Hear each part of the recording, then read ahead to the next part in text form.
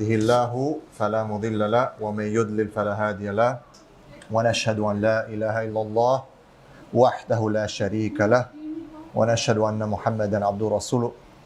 السلام عليكم ورحمة الله وبركاته. I apologize for being a few minutes late. Please forgive me. Let's get right into it, bi'idhnillahi ta'ala. Over the past 2 days, we've been talking about addiction and how that is connected to a weakness in the ummah, specifically men, and how it affects men. We spoke yesterday also about some differences between men and women and how addiction applies to both. It is different.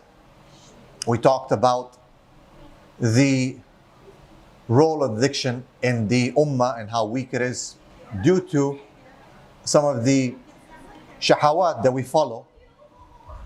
The more we follow shahawat, the more weaker we become.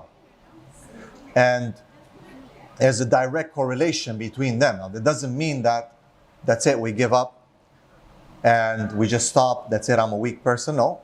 A Muslim has to, one of the greatest jihads that he has to do is against his nafs. And when we look even at the Sahaba of the Prophet sallallahu alaihi wasallam, and they're coming from Jahiliyyah, a lot of them were struggling with certain things, and we gave the example of Abu Mahjan radiallahu anh, and others, yet they were champions of Islam, and they were champions of the Ummah, and they did not allow the weakness that they had to stop them from doing the khair for the Ummah. And this is one thing that I want to highlight.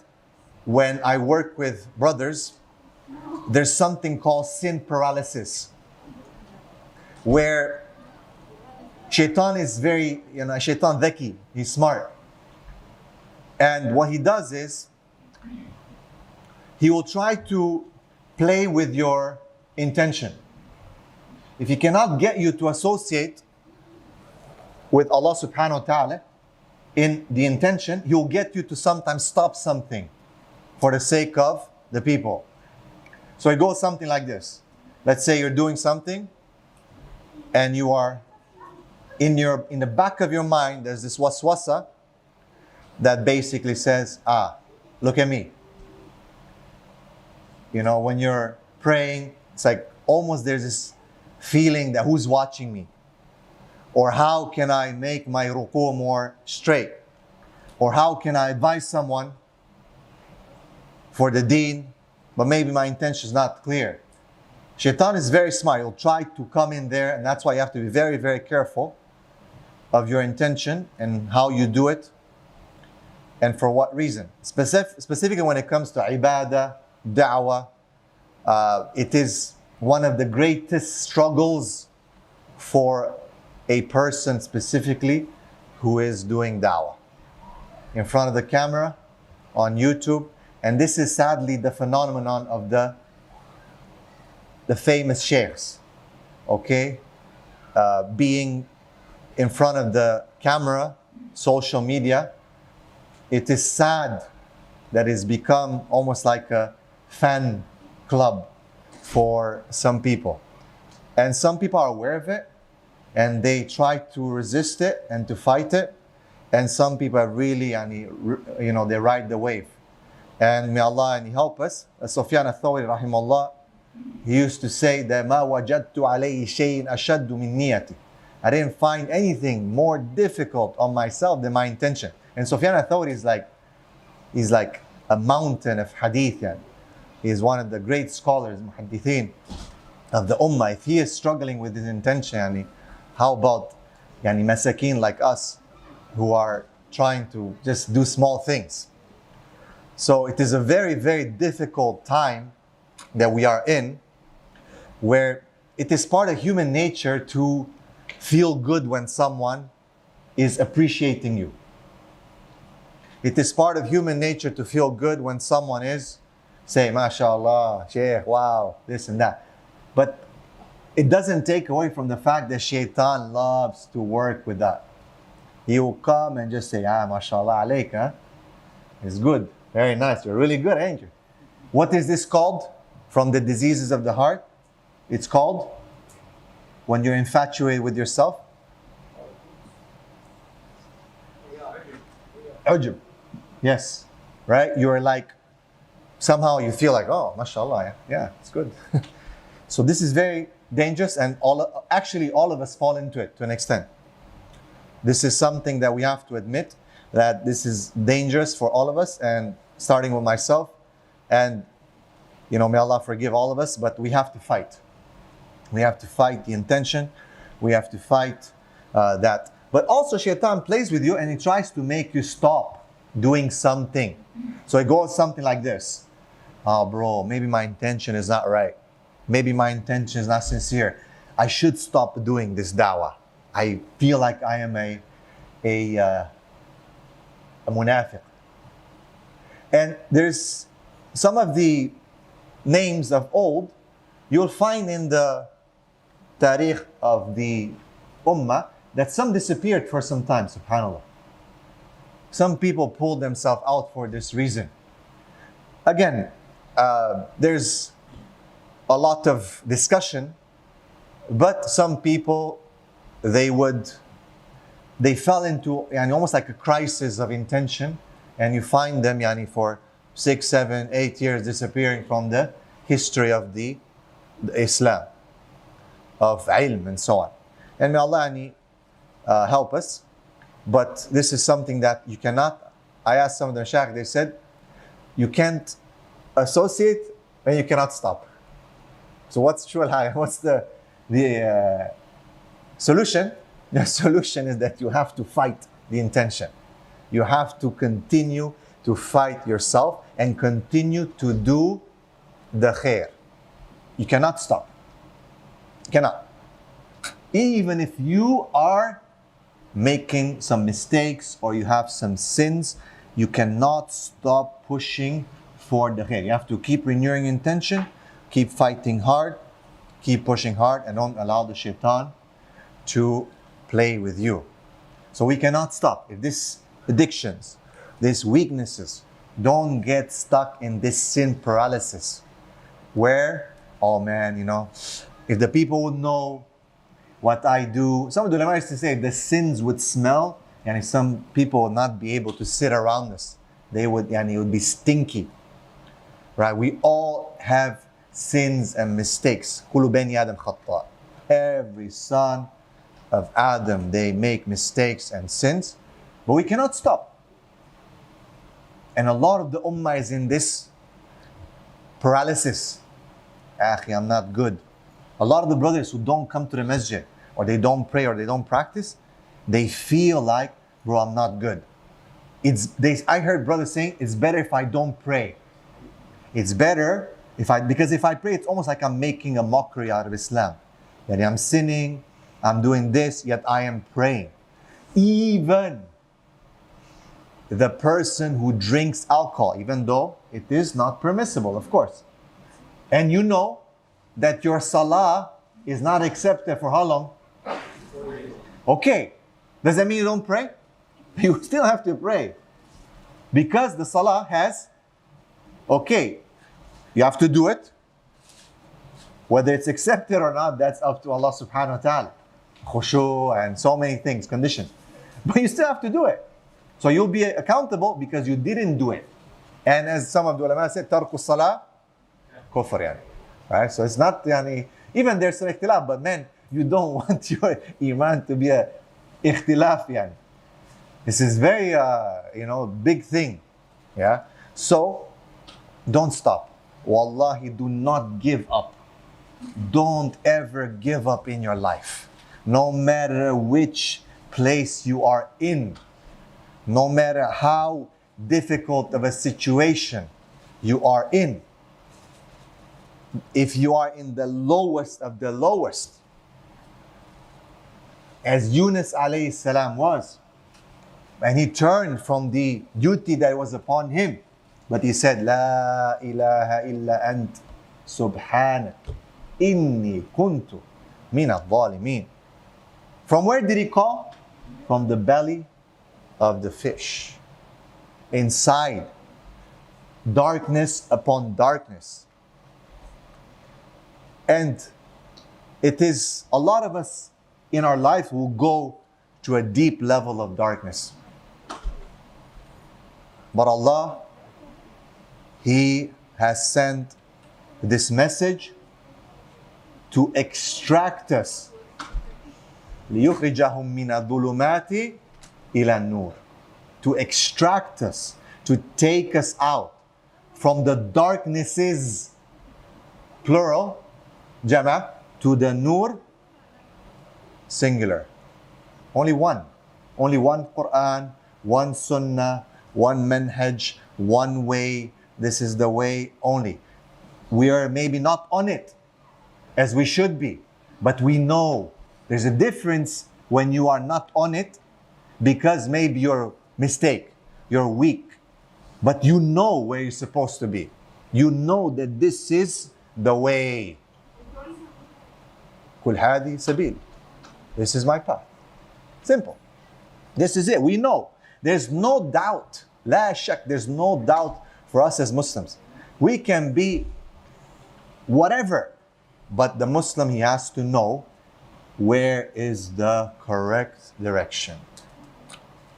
And Allah subhanahu wa ta'ala, wallahi, you know, it's only one tawbah away.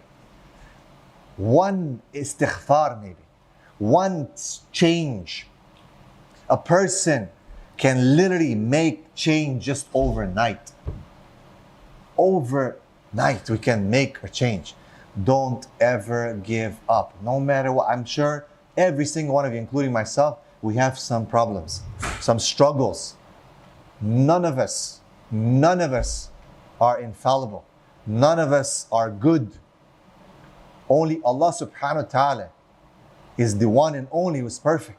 And He, by His mercy, He has selected some of His ibad, some of His servants, to make them from those who are ma'soom.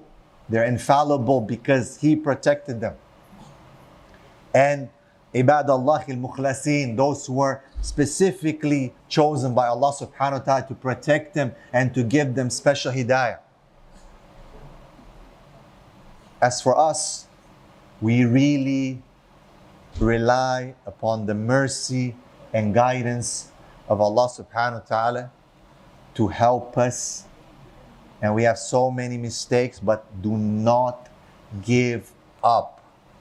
No matter what happens in your life, you have to, every day, when you wake up and you say, Alhamdulillahi alladhi ahyana ba'da ma amata wa ilayhi nushur. What are you saying? You had a small death and Allah gave you one more chance. He has given you life again with another chance for you to do something. Yeah, it takes sometimes one thing with a good, strong intention and with a pure heart for the sake of Allah to make a change. Look at Khalid bin Walid radiyallahu anhu. Probably one of my favorite. Because if you look at Khalid was not necessarily, even though, subhanallah, I'm talking about muqaranan, yani as-sahaba radiyallahu anhu, kibar as-sahaba. Right? We know that he took Islam a bit later, towards the end of Hijrah. And we knew that he did not busy himself so much with ilm.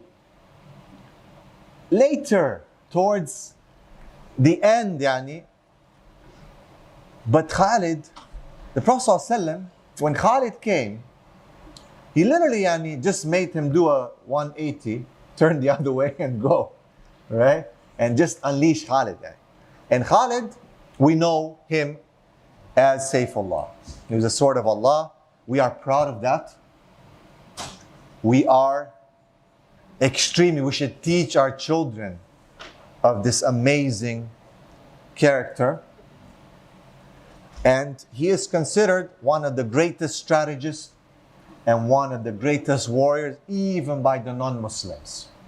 And I'm sure some of you have seen some of the recent, there's one professor who's been lecturing about Khalid bin Walid, and he's a non-Muslim. Very amazing. I think he himself is amazed by this information, because you can feel it. And may Allah guide him through Khalid and through the history of Khalid radiallahu anhu. But Khalid was, for those who study his seerah, was a very interesting person. And his shakhsiyah or personality, yes, there was adjustments, of course, his aqidah and some of his behavior. But Khalid was like, he was a strong man. And his character was the way he was. Like he's coming from a very serious background, very difficult background. But subhanAllah, what Khalid did for this ummah. They used to say the Bani Makhzum, they did not see, the women of Bani Makhzum, they didn't see a man like Khalid, and they will never see a man like Khalid ibn Walid radiallahu anhu. But when you look at his life, you find that Khalid was, Umar Khattab had some differences with him. He was brought back to Medina. He was put away from his leadership. But he couldn't be any tight. Khalid was Khalid. I love Khalid because when you look at Khalid, you realize that, subhanAllah, don't give up. Whatever Allah has given you as a strength, as a talent, something that you're good at, use it for the sake of Allah. And hope that Allah subhanahu wa ta'ala will forgive your weaknesses or whatever shortcomings you have through those good deeds that you're doing for His sake. And He said, إِنَّ الْحَسَنَاتِ يُذْهِبْنَ السَّيِّئَاتِ. Indeed, good deeds, they erase bad deeds. See what you have in you. I know there's that fight in you, that voice is telling you, man, but I'm not good. Man, I have so many mistakes. Sometimes I feel ashamed to come to the masjid. Sometimes I feel sad. Don't give up. Whatever your problem is, addiction, sin, weakness, guess what? You're not alone. Most people have an issue, but do never give up. Always work and making tawbah and fighting your nafs for the sake of Allah subhanahu wa ta'ala. The first point, the first pillar in dealing with addiction, the first thing they have to do before any therapy, anything. And we spoke about the cycle of addiction.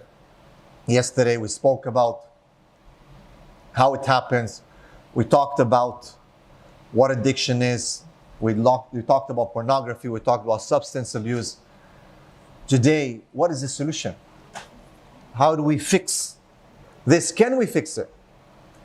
What if it doesn't stop? What if it keeps chasing you your whole life?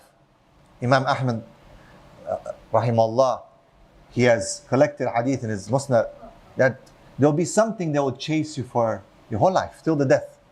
There'll be some weakness, something will always be chasing you.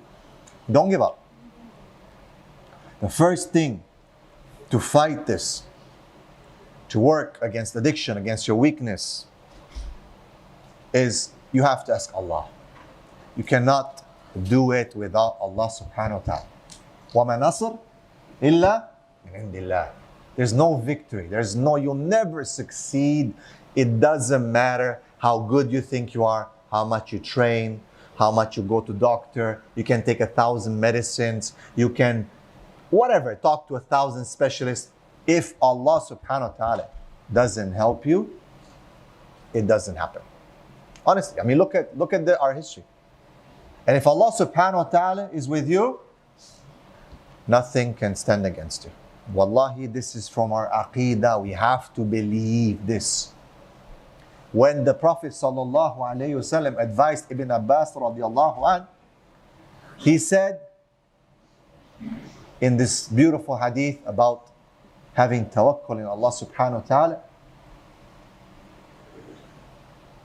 and he said, وَعَلَمْ And know, لو الأمة, the whole nation, everyone, gathered together to harm you, they cannot harm you. إِلَّا قَدْ كَتَبَ اللَّهُ لَكَ. Whatever Allah has written for you, like literally the Prophet said, the whole world gets together against you to do something, they can't do it. It's like you against the world, right? They cannot do it. Wallahi, we know of cases, and if Allah didn't write it for you, it's not going to happen. There's people who have tried, astaghfirullah, to commit suicide, jumped from a very high building and they didn't die, and broke a hand. And there's people who fell in their driveway and died. There's one lady came from Bangladesh, slipped in the driveway of her family in Canada, and she died just there. And from Bangladesh came to Canada to die. وَلَا تَدْرِ نَفْسٍ بِأَيِّ أَرْضٍ تَمُوتُ. And the nafs will not know in which land it will die. That's the way it is. When we read, wallahi, when you read the Quran, ya akhi, it's like, wow. It reads you. It tells you. It's very, very ajib, ya akhi. It's like, that's why every ayah is a miracle. So, cannot do anything. Point number one, for any change, anything you want, you need Allah's help. Ask Allah to help you. Ask Allah to help you. That's the start of everything. Make the intention and ask Allah subhanahu wa ta'ala to help you. Put your head on the ground. Ask Allah. Take advantage of the times where dua is answered. Number one, when? Between adhan and iqamah. Last third of the night. Very important one.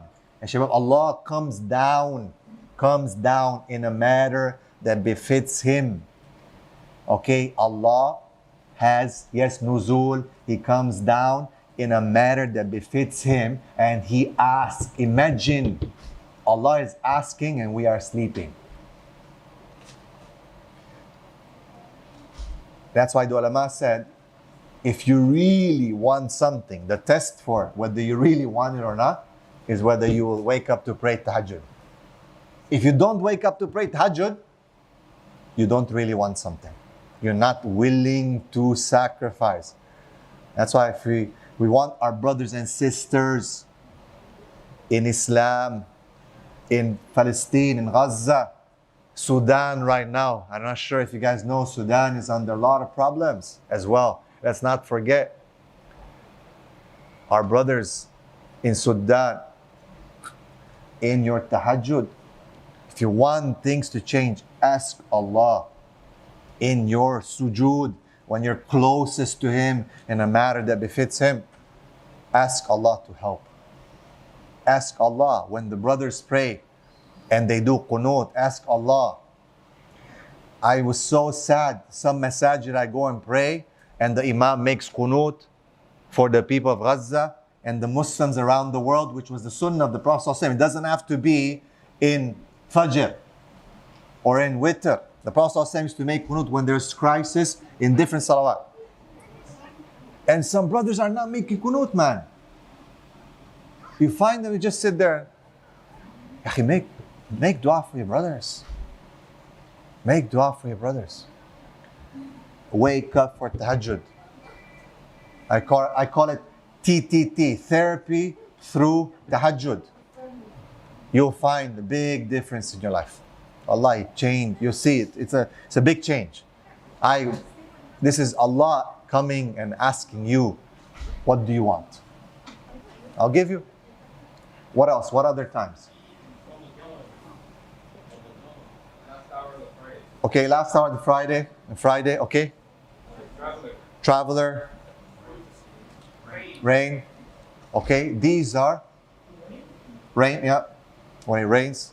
Okay, these are times where dua, inshallah, is accepted from Allah subhanahu wa ta'ala. Yani ask Allah. Ask Him, and don't stop. Don't give up. Ask Allah subhanahu wa ta'ala. Okay? Next point. And sometimes I talk to the Imams when brothers come to them with mental health issues, which is a big problem in the Ummah right now. Mental health issues, depression, sadness, anxiety. There are so many mental health issues. People are anxious. People have panic attacks. Brothers call me, they're like, Ya akhi, I feel like my heart is going to jump out of my chest. I feel my heart in my throat. Yeah? I went to the Imam and he said, go see a doctor. But why? I'm not saying, and we have doctors in our team. We have a psychiatrist, PhD, all that, practicing brothers. But first step, read some ruqya, read some Quran. وَنُنَزِّلُ مِنَ الْقُرْآنِ مَا هُوَ شِفَاء. There's shifa in every ayah of the Quran. Read Quran. Make some ruqya. Teach people ruqya. Bismillah yarqiq. Min kulli shay yudhik. Min sharri kulli nafsin wa aynin hasin. Allah yashfik. Bismillah yarqiq. Gabriel alayhi salam read ruqya on the Prophet sallallahu alaihi wasallam. Read ruqya. Why you mean go take diazepam? Go take tramadol. Go take this medicine and that medicine. It makes you like a vegetable. There's so many side effects. No one tells you about the side effects. America's on antidepressants, SSRIs. Look at the pharma companies. It's one of the biggest things. Everyone's popping pills. So, have some talk on Allah subhanahu wa ta'ala. Allah can give you وَإِذَا مَرِضْتُ فَوَاشْفِ. Okay, you can take medicine. No one said that there will be no, but why first thing? Because our culture has become that. A fast culture. Drive-through, Uber Eats, I don't know what else. Everything is fast. Right away. We need a fast Band-Aid solution. No one wants to suffer a little bit. No one wants to have some sabr. Don't jump to medicine right away, akhi. There's a lot of side effects. Read some ruqya. Read some Quran. You need shifa from Allah subhanahu wa ta'ala. Maybe the Imam can teach you. Maybe he can read on you. Don't think, what did I say yesterday and the day before, guys? Do not exclude from the equation who? Shaitan. Don't forget about shaitan. He has vowed that he will work. He's with his guide, yes. In the hadith of the Prophet ﷺ, authentic hadith, he said, the shaitan, he flows, he basically is in the bloodstream of the son of Adam, kamajri dam. It flows like blood. You know what's funny? You know what's interesting? Yani the blood is so important. All the hormones and the signals and the brain-blood barrier, everything is linked to your system, to your blood. Shaitan, how? What? He's part of the unseen. Don't try to understand. Don't try to understand, but this and that. Ya akhi, Allah said it. That's how it is. But it's very... He could have said, the Prophet ﷺ could have said, he's in your chest or in your whatever, in the blood, like blood. Don't forget that shaitan, yes. Can shaitan be responsible for depression? I believe so. Yes. Can shaitan be responsible for this and that? I believe so. Yes. Don't think the shaitan just sitting there with some sticks and stones, 2 horns or something like that. That's not how it is. He has an army. He has progeny. We need to understand. This is also part of our aqidah. To understand these elements of how shaitan works. And who is he? What is this jinn? What does it mean? What's his purpose? We need to understand. Because if not, you'll forget. You'll forget and you'll go for medicine and this and that. And he is enjoying. He's having a field day with you, and you don't even know how to stop and how to fight him back, even though Allah told you how to fight him back and how to deal with him. So do not forget of shaitan. Why do we say A'udhu billahi minash shaitanir rajim? Why do we seek refuge in Allah? Why before we enter the bathroom? Why there's these sunnahs of the Prophet ﷺ? Why? How many people forget before we enter in the house? How many people forget when leaving the house? How many people forget before? Yani Bismillah, Kul biyaminik, or Kul mimma yalik. How many forget just basic sunnahs of the Prophet ﷺ? How many people drinking with the left and the right, eating with the left? SubhanAllah. And they're, in one hand, whatever. Yahi, من أكل بشماله أكل الشيطان معه. Or كما قال عليه الصلاة والسلام. Whoever eats with his left, shaitan will eat with him. What does this mean? Does it mean the shaitan is taking a bite? Yahi, Allah has told you something through the Prophet ﷺ, don't do it. Shaitan can have now more power over you. The waswasa that he does will have more effect on you. You have to fight it. One of the teachers, he said that him and his friend, they were studying in Saudi. He said that they went to rent a place. And as soon as they entered, they're trying to see the place and whatnot. And subhanAllah, as soon as they entered, the person who was with him got attacked by an entity. And it was really bad. And the sheikh had to recite and had to intervene. And you're not supposed to communicate, but basically, the entity, the jinn, couldn't attack the sheikh. And they spoke after, him and the brother. And he said, SubhanAllah, how come he didn't do anything to you? What's different? And he said, did you do your adhkar? Did you do your adhkar? Do you do your adhkar on a regular basis? Because I do my adhkar, man. And he said, SubhanAllah. He said, I don't do my adhkar. How many of us do our adhkar morning and evening on a regular basis? Regular. I'm talking about, this is something that we do it almost every day. A lot of us don't. A lot of us don't. And then we wonder, and how come we're depressed, we're sad, we're sick, we're addicted, we're this and that? And don't wonder. We have, it's our fault.